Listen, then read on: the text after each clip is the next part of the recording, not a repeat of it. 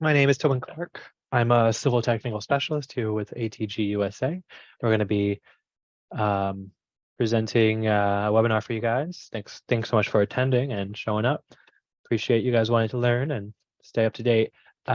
So this webinar is about choosing the right tool, Civil 3D and CTC. So, well, like a lot of times, Civil 3D has so many options for us. We don't know what to use. And so I'm going to be kind of talking about those different options today and seeing maybe what you guys use if you guys want to post in the chat during at any point, and I'll answer all the questions when we're done.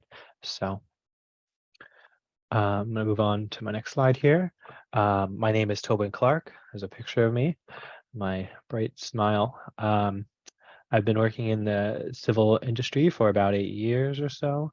I've been designing a lot of different industrial site plans and all kinds of different buildings, not buildings, but parking lots and roads for people. I've done roadway design. I've done parking lots for warehouses and grocery stores, hotels, apartment buildings, hospitals, hotels, hangars, airport runways, and so on. So lots of experience. If you want to find more about me or anybody else any of the other civil technical specialists here with ATG, you can find that at the ATG USA website there. If you want to go to civil services, you'll find it there. I think we're going to have a link posted in the description. So like I've been saying, we're going to choose some different tools today, figure out what's best. That's what's on the agenda. We're going to have a cage match here between Civil 3D out of the box and CTC Project Suite. So grading optimization and Project Explorer are new tools that Civil 3D made in the last couple of years to kind of speed up your design. And so this is the best Civil 3D can offer as far as these workflows of editing pipe slopes and editing and kind of doing this initial surface layout workflow that AutoGrader does so well. And so we want to compare these and see what's better. AutoGrader's Project Suite's gonna win out, but these tools have benefits of their own, and you may need to you may find that you can use them in conjunction with each other. So hopefully we can all be happy in the end and live in harmony. So I guess we'll start with the AutoGrader side of things. This is the same site. We have it's open in two different layouts, but I just did some work of building polylines in here so that I'm not spending time drawing all this out. You guys be very bored with that. These are feature lines. These have elevations defined. Open the properties palette. Select that object there and see they have feature lines with elevations. So the biggest difference to start off with is that you kind of need to build these feature lines out and give them elevations before you can use the AutoGrader set of tools. So that'd be my advice to you. You saw in the other job that I had these grading optimization lines, and they're just polylines. So yeah, what you can do is actually the output of grading optimization are feature lines. So all the outputs that you get, the surfaces and the feature lines are feature lines. I just said that, but what I'm saying is you build the AutoGrader tools off of the feature lines you get from grading optimization if that's what you wanted to do. But I'm going to start with AutoGrader today. So we can access the AutoGrader tool within the Sim Project Suite tab and click the AutoGrader button. Okay, that's going to open up a dialog here where we can see our different grading families. There are no grading families in this drawing because today we're going to build it all together. So with that said, we'll start with a top face of curb. Well, we're going to build a curb, and we're going to base it off of the curb line that we have in the drawing. So we're going to choose parallel as the type of grading family. So I'm going to click the plus button, and that's how I got here. So I'll click plus there, click OK. Now I'm met with this dialog. here at the top left, we're going to define the feature lines that this grading family is going to be built off of. And then we're going to find the style and the settings for the child feature lines that are going to be created within this bottom dialog box here. So we're going to build child feature lines, see child, child, child, and we're going to format them here. So first we're going to select the parent, this button here, and choose a layer to target. So that way we don't have to select them manually. And by using these layers, you can kind of take these grading families between jobs and build out your jobs a lot quicker. So we're going to call this grading family curb. I'm going to call this a 6-inch curb so you can export this out and send it to your other jobs. So the formatting here is set up. It's you can set the defaults back in that first window here under the options menu. And so that's kind of what I've done. So click formatting, set that up. And now I'm going to build out some child feature lines for my curb.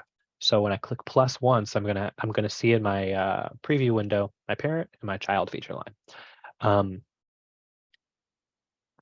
Going to base my child feature line off of a distance relative to elevation. That distance is going to be 0.17.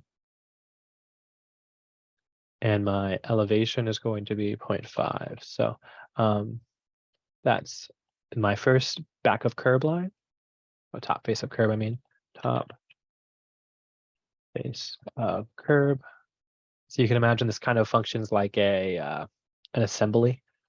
We're going to keep building this out a little bit. We're going to build a top back of curb. Base it off of the top base of curb. It automatically did that because the last child we made was that top face of curb. And then we're going to run this at a distance at slope.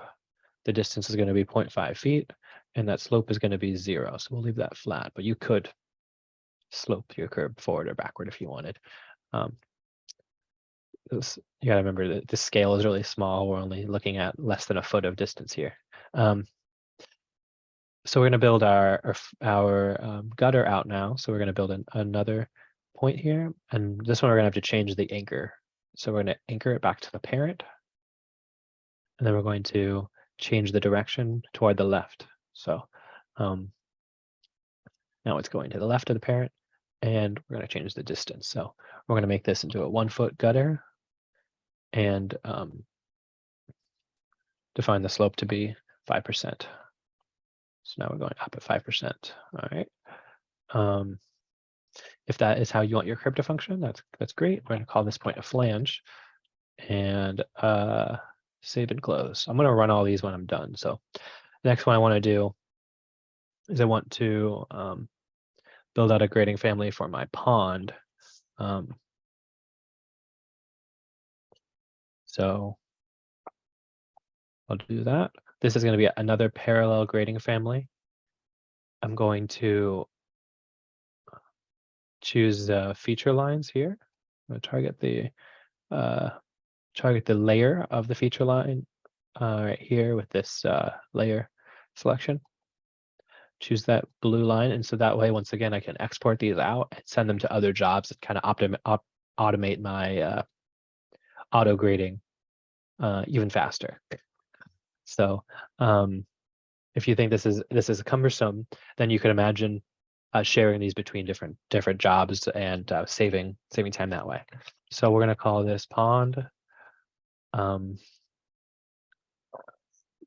And so I'm going to refer to this first slope as slope 1, because we're going to have a slope, a bench, and then a slope. Okay. So we have to first. Well, we're gonna go. We're gonna set this to inwards, and then we're going to go at a distance of 5%, at minus 33%. And I don't need to change the settings for this. I'm just going to click the plus button, And so I'm gonna have to specify the next child. So I'm gonna build out a bench now. I'm gonna call this point here bench. And I'm gonna also have this one go inward. Okay, so you could build a berm out to the right if you wanted to further, but yeah, so this bench here is gonna be 2 feet wide at a distance, at a slope of minus 10%. Okay. Then we're going to click plus again and build out to the bottom of our pond. So we'll choose slope 2, or you can choose type bottom of pond here if you wanted to, but that's what the second point's going to be called, slope 2. Once again, we're going to go inward. We're going to change this to 5 feet, change this to another minus 33%. So that's our slope to the bottom of our pond. Okay. So we'll click save and close. Something I want to do here is I want to click on the settings for both of these, and I want to change these so that way I am adding some supplementing along my curve so that I build nice feature lines. So I'm going to change the supplementing distance to 5 feet, and I'm going to put in a mid-ordinate distance of 0.1 and click OK. I'm going to do that same thing for the pond, 5 feet, and mid-ordinate distance of 0.1. We'll click OK. So we also have to target a surface. So we're going to target the, okay, so when I target a surface, I'm going to choose the surface that all these feature lines are going to be added to as break lines on. So I have an empty surface here called building site FG, and that's going to be the surface that all these feature lines are going to go on. Also, so right now I can click run all.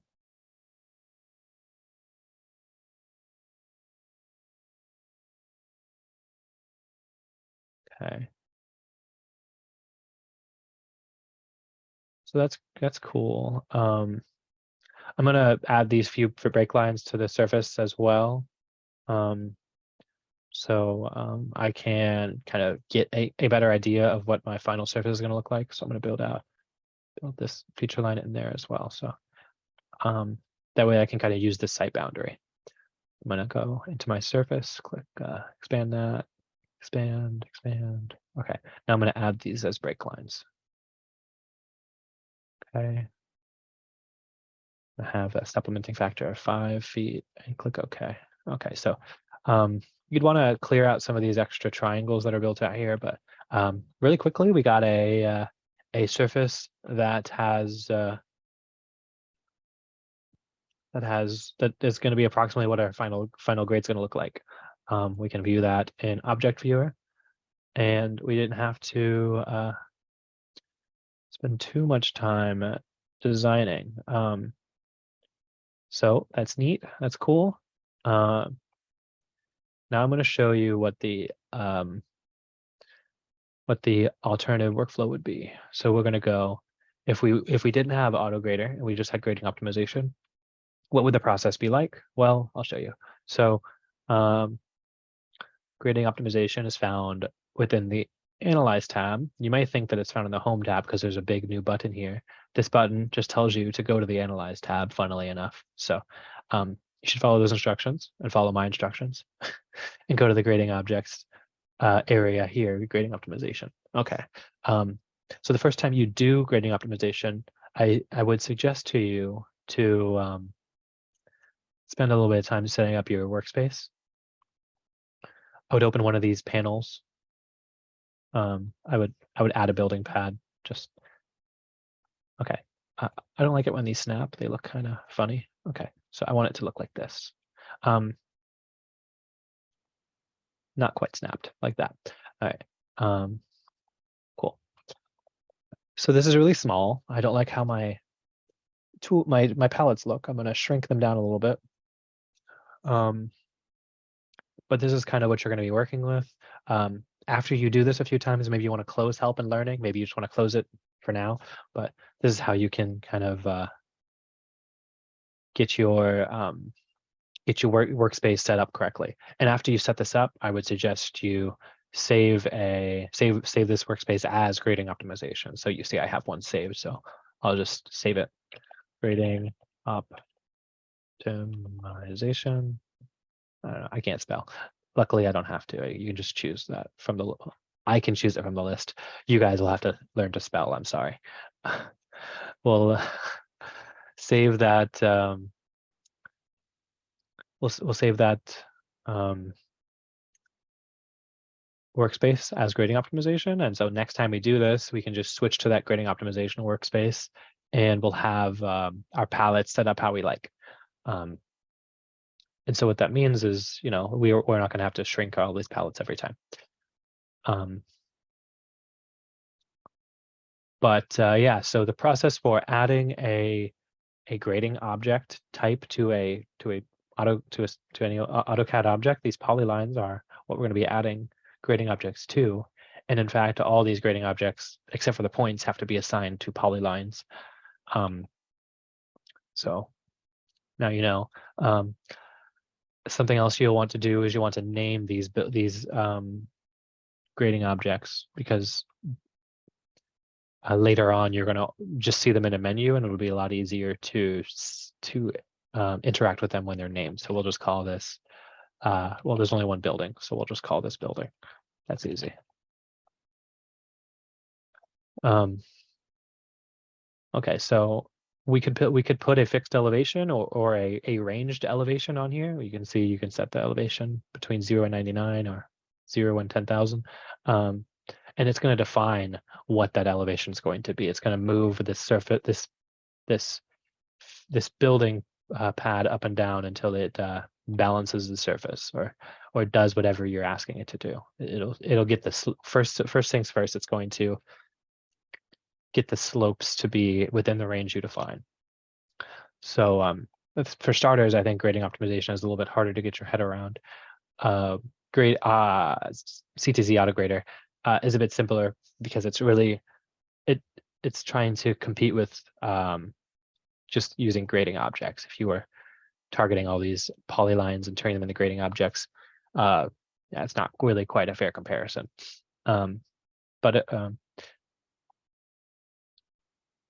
CTC AutoGrader does beat grading, making these grading objects by a landslide. But when we use a building pad, we're gonna build this building pad out. It's gonna have a depth of material of 1.5 feet, and we're gonna drain away from our building pad.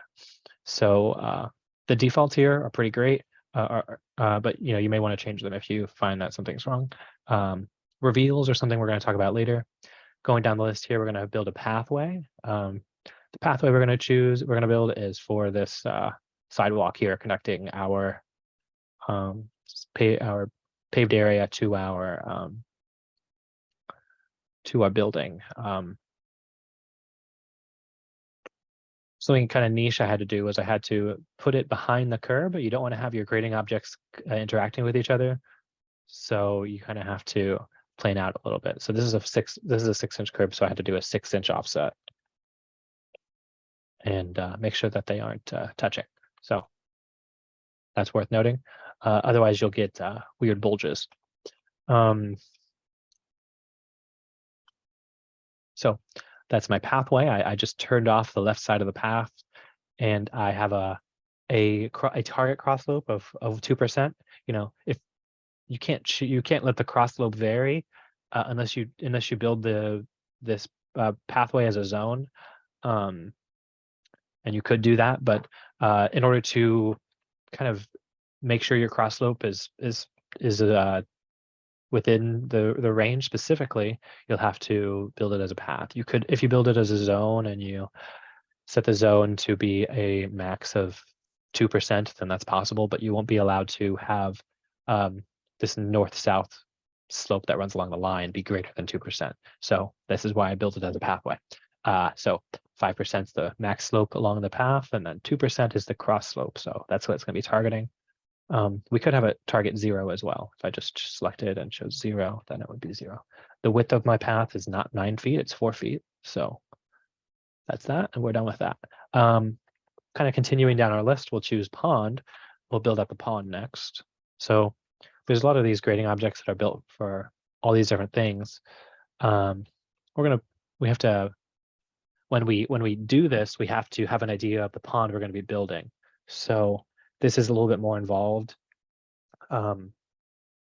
but I've kind of pre-designed. I know how big my pond's going to be. It's going to be about 12 1200 cubic 12,000 cubic yards.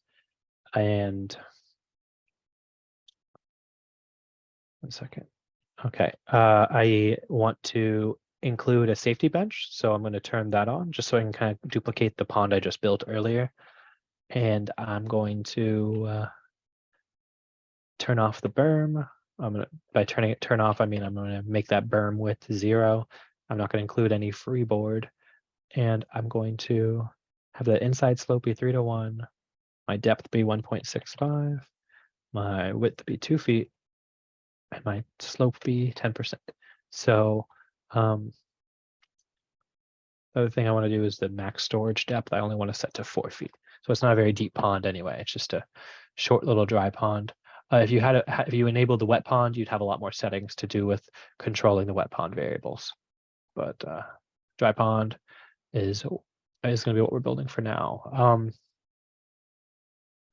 Okay, so we're going down the list here. Retaining wall. We don't have a retaining wall yet. Maybe we decide we want a retaining wall later, but we can build curbs. And so you could build retaining walls and pathways and buildings in AutoGrader.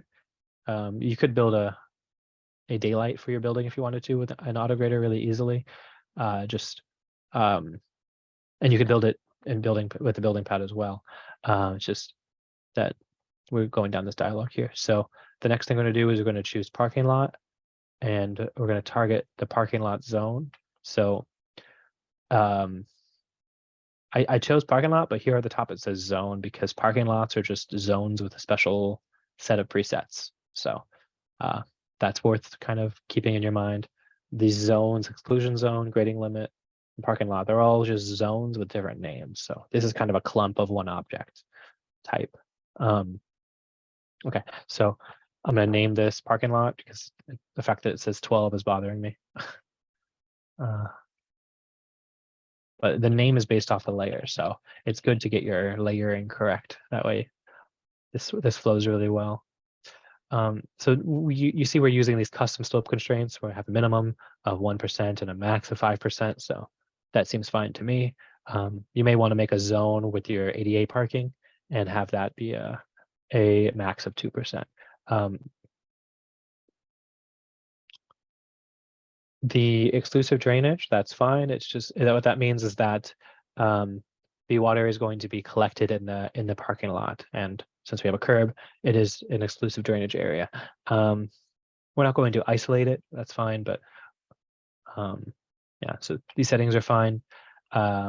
This depth material. This means that we are going to be going 1.5 feet deep to trim out any topsoil and to build in our actual paved area.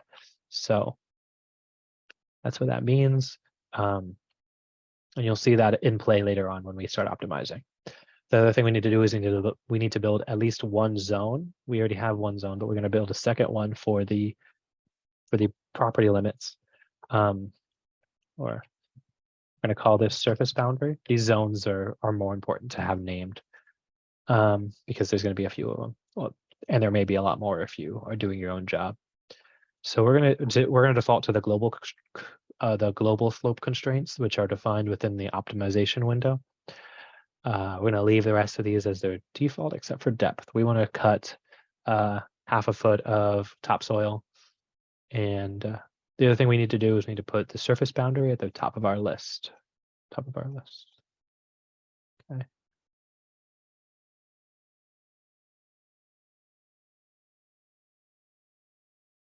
Okay. We're going to try to run it and see what it looks like.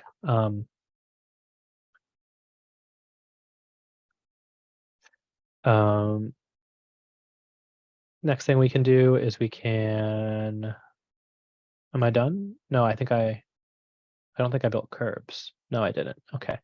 So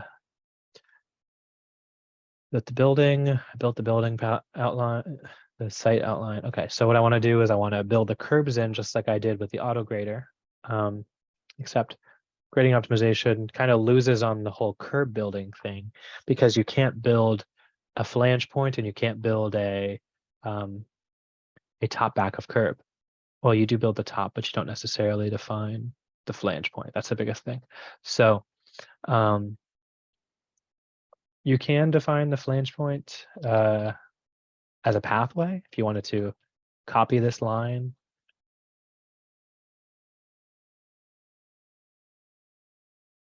Uh, 0, 0, 0, 0, and build a pathway toward the inside. You could build a small little flange, but that would be I don't know, I think that'd be a little bit cumbersome. So we're not going to bother with that. Okay. So, once you build all these objects out, just like before, how we had to run, now we need to run grading optimization. So the way to do that is to click the Analyze tab and go to the Optimize button. So you have to have two things in order to optimize. You have to have a zone and you have to have an existing surface. So we're going to click Enter to confirm that we wanted to choose that existing site surface. I was reading the command line there. I'll just read it. So when I click Optimize, it says press Enter to confirm that you want to target the building site existing. So if you only have one surface in your job, then it doesn't give you this pop-up because it figures that that's the existing surface. Okay, so this kind of brings you into this new colorful window, and you can see your different zones and so on. Okay, so here you can reorder the zones. So that's what I was trying to do earlier. You want the surface boundary to be at the top. You can enable that. You can just enable or disable any specific zone or any curb or curbs in general if you wanted to. There's a lot of settings here I'm not really going to be able to get into too much. Maybe I'll come back if we have more questions. But I want to make sure I get some smooth contours out of here. So my surface looks nice. But if you wanted to just focus on the feature lines, you'd want to turn the smooth surface down because when you turn this on, it's going to add a lot of extra elevation points to your feature line. So we're going to turn this to 0 because all we're going to care about. So the thing we're going to care about most is the feature lines. Okay, so we're going to click Optimize. We're doing 10,000 iterations to build out the surface how we've defined it. We can scale. We can make that was very quick. Okay, I think I want a smooth surface. That was too quick. I'll set that to 30 feet, 33 units. So yeah, disabling some of these features is going to make this run super fast. And so I want to turn smooth surface on so I can kind of talk about it as it's going. I could also turn up the iterations if I wanted to do that. But so we have the global constraints here that are defined. Here we can define our target cut fill. So we built out it paused. I think it's not paused. It's just basically done making very minor changes. All right. So we have a target cut fill of about 1,000 cubic feet. That's about 4 truckloads of dirt.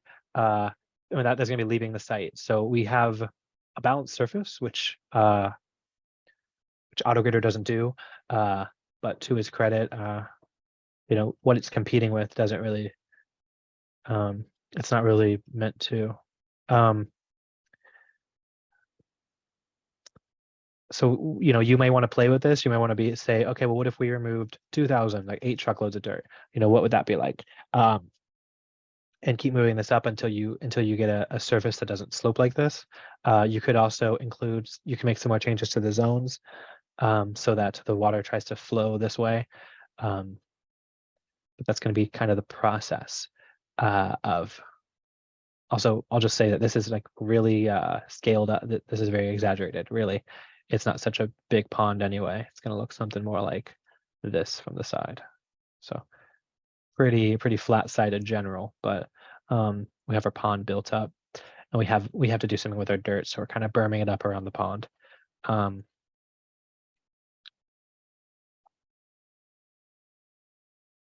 Yeah, so you can see the end cut fill is right where I wanted it. I targeted 1,000 cubic yards of cut, and that's what I have. I have 1,000 cubic yards of cut, and we're cutting everywhere, so yeah, that's kind of why we're struggling to balance the surface. But whenever we feel like we're done with this, we can update the drawing, and we want to name our surface before we bring it in. That way, things run a little, well, we just don't have to rename it later. These feature line styles, they're going to target the child feature line style. That's fine. They're all going to be named this grading object 1 or grading optimization 1, because you'd want to, if you were doing multiple iterations, you can do feature lines from grading optimization 1, and then the second iteration you would do feature lines from grading optimization 2, and then they would have the name of the grading object they were based on after the prefix. Okay, so you can weed out these feature lines once they're brought in, and you can click finish. So this is the default style they were brought in. You can see the slope directions. So right now the slope directions are kind of wonky. We didn't really define that. Whereas because we started with feature lines for AutoGrader, our slope direction makes a little bit more sense. This is just thinking about how it balances out the surface. So you can kind of look at this and say, okay, well, this is what's balanced. Maybe you want to put in some drainage inlets in different spots, or set this building at a certain elevation, so that way you have some that way you can force water to flow away from it better, and so on. So yeah, what you may want to do here is kind of delete some of these feature lines that were built, and then use AutoGrader to link back these feature lines together so you can do your own manual edits. Like there's a feature line that's built out here. There's a feature line that's built here. Maybe you want to, I guess specifically, you may want to delete these feature lines here within the pond, or maybe delete the one for the curb, this back of curb feature line, and then make a new feature line for the via AutoGrader, like we just did, but for these before the curb. That way you can quickly link and update your feature lines for your curb. So you know, kind of a tough comparison, grading optimization, AutoGrader. I think that grading optimization gives you some different tools than AutoGrader, of course, but you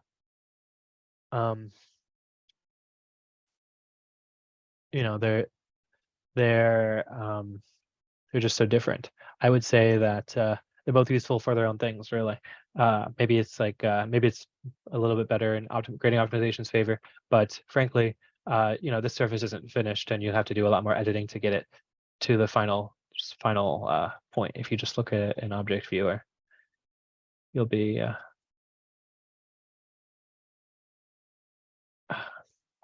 it's I think what I want to do is I want to assign a boundary to it. So select my surface, add boundary. Okay, choose this line.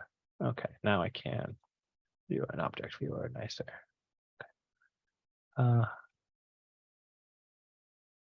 Change that to shaded with the edges.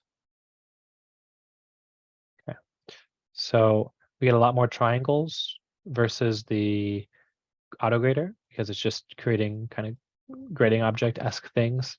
But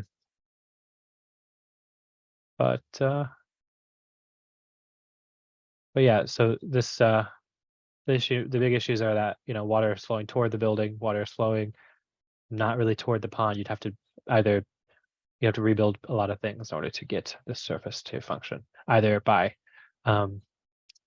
allowing more dirt to be cut or building berms over here. I don't know. There's some different levers you can pull, of course. So that's kind of the end of the grading optimization section. If you guys have questions, feel free to type them in the chat.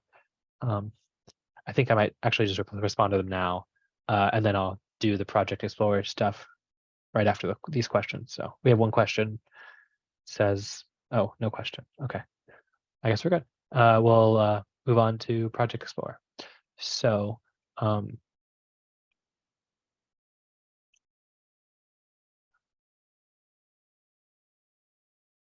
going to reopen. Oh, no, I'm going to edit these pipe slopes. Okay, so this is another file here with some structures. I just have these structures built up so that way I don't have to. You don't have to watch me build a profile or make sure the styles are correct and all that. So this profile is built for me, which is nice. So we're going to be changing these slopes. Going to first do it using the Project Explorer setup, and then we're going to talk about how much better the CTC Pipe Designer is. But so when we click Project Explorer, we have all these tabs. It's kind of, again, this is kind of doing a lot more than Pipe Designer does. But and so, you know, for that reason, you may still find use for it. But as far as editing pipes go, I think Pipe Designer is gonna win. It's gonna win the day for sure. So when you go to the pipe network tab, you're gonna have to choose a network. There's only one network in here, so that's easy for me. But you also want to choose a surface to compare to, so you can check out the finished grade elevation in relation to your pipes and your slopes. So you'll have to define a range here. So if I just wanted to change the pipes from the structure 1 to structure 4, you can do that. Structure 3, structure 4. You can find it here as I highlight them in the table. So I'm going to just change that run of pipes so that way you don't have me changing so much or watching me change so much. So the way to do that is you select the range 1 to 4, and then you can click Edit Pipe Run. And then here you can change that pipe run slope from 1.5 to 1. And then you need to make sure you click Enter and see the numbers update. And then when you do that, you'll click OK. And you'll know you messed up. You'll know you've done it correctly because the sumps are wrong. So that's one of the neat benefits of, no, that's not a neat benefit, I'm just joking. That's one of the downsides of using this tool is that there's this error within the tool that you have to update your sumps. So you'll have to either pull these sumps up manually.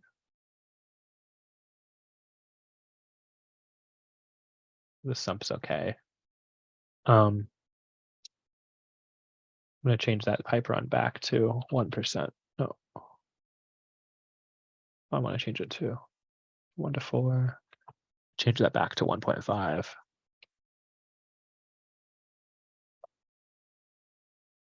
Okay, so that's been updated. I'll click OK. And so once again, the sumps are wrong. You can't update the sumps really quickly at all from Project Explorer. You can change the sump depths here. You can change them to 0 manually. And so that isn't so bad, but you know, it's still pretty cumbersome to do. Go down the list every single time you change the slopes. Now, if I wanted to change the whole run, I could do that as well. I could choose Edit Pipe Run at 1%. 1%. Okay. So sometimes you have to click Enter a few times there to get it to update. But you know, as always, your sumps are wrong. You're not going to have to watch me do that 100 times.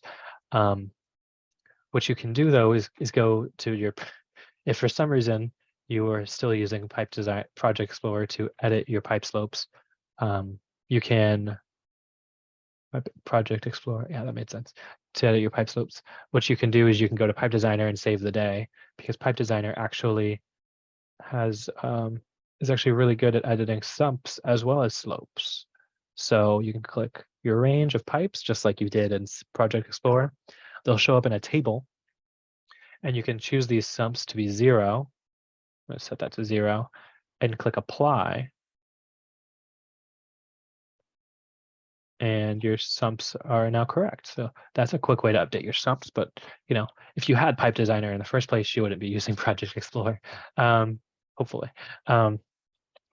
So you can change this to minus 1.5% and then change your slopes just like that, just like you would in Project Explorer. So you can click OK and change and see that slope update. Okay. So kind of was harsh on Project Explorer. One of the cool things that Project Explorer does do, though, is that you can review the cover at 1 foot increments along your pipe. So I'm going to compare to the finished grade surface here, and you can see if you scroll to the right what the compared offset is. So here we have 12 feet of cover. Here we have 9, 5, 4. So our lowest point here was kind of like 4.71. And if that's good, then great. But you can set that pipe run interval to 1 foot. Go to the pipe run tab of the Project Explorer, then go all the way to the right. And once you set this compare to the surface elevation you want to compare to, you can see where you might be getting a little bit close. So yeah. The other thing that Project Explorer does is it kind of replaces tool space. And so in Project Explorer's wide scope, it kind of doesn't do everything. So it's not, Pipe Designer has a really small scope and it does it really well, whereas Project Explorer has a really big scope. So that's just the way it is. But now you know how to edit pipe slopes if you don't have Pipe Designer, and hopefully you feel motivated to get Pipe Designer because that's really nice. I've got about 15 minutes left. What else can I do here? Show off more Pipe Designer stuff. We can go to Pipe Designer and change the slopes here. So click this point and this point, and the help dialog here would point me in the right direction. I could also look up a video, which is one thing that Pipe Designer, if I was struggling with setting up the drops myself in my own time, this video button is really nice. So there's a bunch of great videos on YouTube that'll show me how to do that if I wanted to. Something that I guess I can just show you that interface. So if we go into Project Explorer as well, we also can click F1 within the so what you have to do is it's help here at the bottom. So help's there. And then you'll have to navigate through here, and there's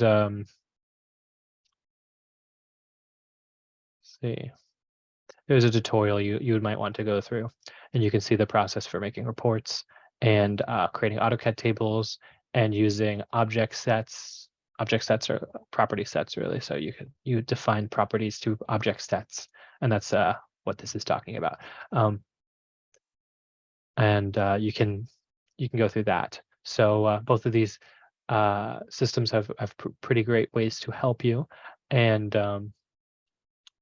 if you have any issues, of course, if you are struggling beyond that, you could go ahead and post a tech support ticket and to the ATG USA website and find the tech support link there if you're struggling. So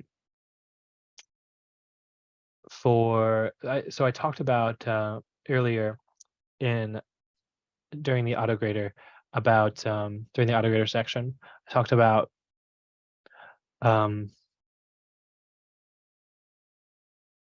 Sim Project Suite AutoGrader. I talked about open up. All right. So I talked about exporting and saving grading families. So what you'd want to do is you'd want to click save this grading family, and you may want to save this to some folder. by default, it's going to pass to this roaming folder inside of your AutoGrader setup. So I can name this training 1 or training or something like that, and then I can go into another file, and I could bring in those.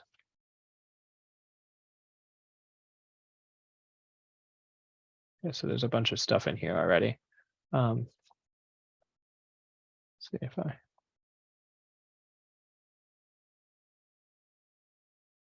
quite. Okay, so I want to delete all these because these are already set up, and I just want to have them cleared out really quick. Okay, so once they're cleared, what you want to do is you want to load them in, so you can load them between your jobs, and you want to export both of them out. So you want to come back over here and open your AutoGrader, and you can export this other one out as well. So this one you'd want to call pond, and we don't like the word pond.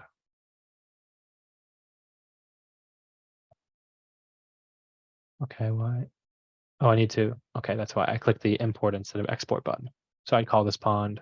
Now I have pond and 6-inch curb exported out, and I can pull these in between my drawings. Go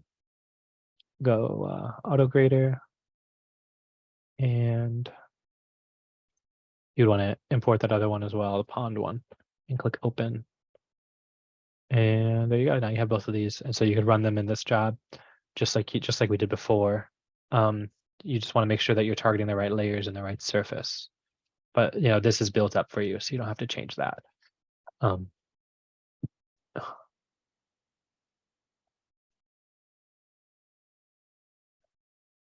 The other thing, so you can do that, and then the process for building presets for grading optimization is kind of similar. What you can do is you can copy these. So if you have a way that you want your building pads to function, you can click properties, and you can change the defaults for your grading objects, your grading optimization objects here, and then they'll be like that the next time you open the tool palette. But if you want to have different versions of building pads, or you want to have different versions of curbs, more likely you want to have different versions of curbs. You can copy and paste these, and then you could rename them. So you'd have a 6-inch curb and a different type of. You can build out different types of curbs, right? And then once you do that, you can speed this process up a little bit. And so that's how you can speed yourself up in the future, both using grading optimization or using AutoGrader. Yeah, so same goes for ponds. You might have some different pond designs you want to rename. You could put these in different tool palette tabs. So you may want to have a palette just for your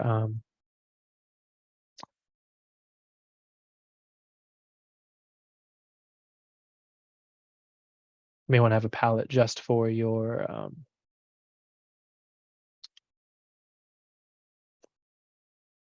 ponds, because I can imagine somebody having a lot of those.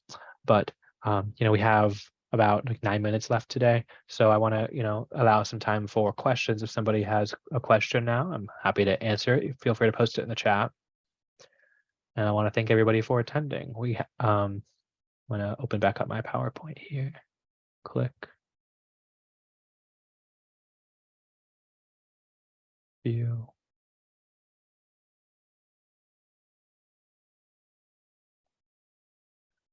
So any questions on AutoGrader, grading optimization, Project Explorer, or Pipe Designer, feel free to share that in the chat. I'll hang around for a couple more minutes if you guys to answer those questions. Thank you everybody for attending. My last slide. Yeah, go check out the ATG USA website. Hey there, thanks for tuning in. If you like this video, make sure to subscribe and check out some of the other content on our channel.